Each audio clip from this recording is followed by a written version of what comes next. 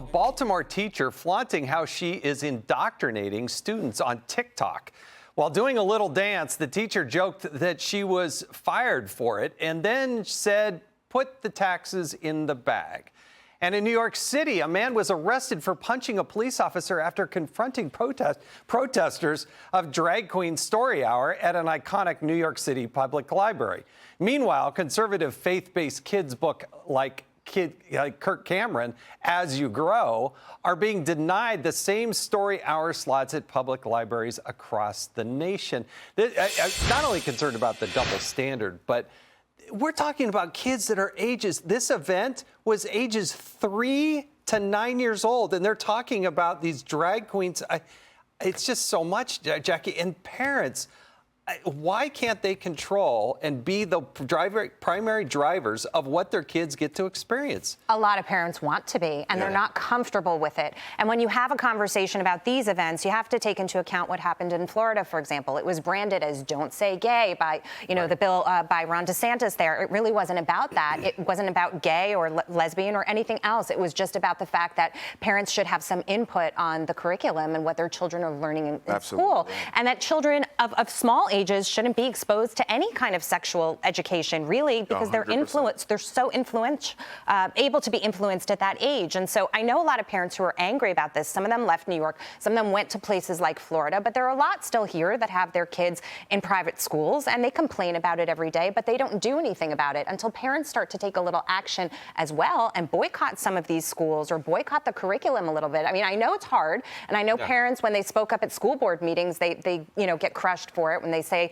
they're against critical race theory, but parents have to continue to fight the fight. Otherwise, this is the situation that their kids are going to be in. That's what they're going to be learning. Gianna, watch this clip. This is Kirk Cameron, super nice guy, wrote a book, a clean book. He tried to get some time to talk about his book and read this book, but look what happened.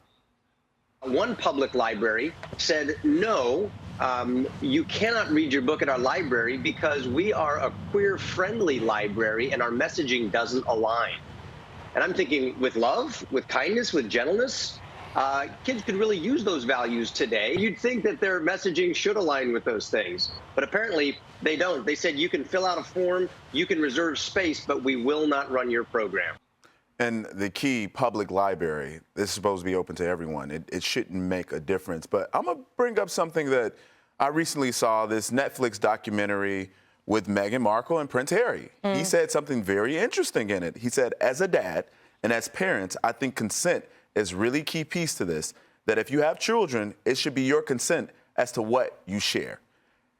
I mean, Prince Harry, absolutely. I think a lot of people agree with that, and I hope some people pick that up. But I got to tell you, as someone who's not married, who hope to one day get married and have children, I'm really discouraged by what I see in our society, what I see our kids are learning these days.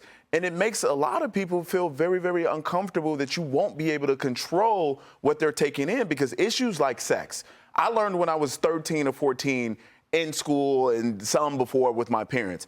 You're not supposed to be exposing kids to this. And I'm going to tell you, I was looking at this Pew Research study, and it said 44% of non-parents age 18 to 49 say they're unlikely to have children. And I think some of the things that are going on in our society, you look at the Balenciaga ad, is definitely leading people to that. Tommy? Well, a part of that also is parents that want to speak up, but they know that the moment that they do, they will be called a name and they will be given a label. And in Florida, maybe you're okay with that. But when you're in a big city, a blue city like Los Angeles or New York City, which is what just happened with this drag queen story hour, parents want to say something, but they also don't want their kids' friends' parents to look at them and say, oh, that person's a bigot, that person's intolerant, that person is anti-gay. Has nothing to do with being anti-gay, anti-LGBT. It has everything to do with the fact that this is inappropriate. Right. I'm only 30 years old, but we didn't have drag queen story hour when I was in elementary school. We didn't learn about any of this stuff. No, everything doesn't need to be sexualized. No. Everything doesn't need to be politicized. And if you're talking about 3-year-olds, for goodness sake, have some decency out there.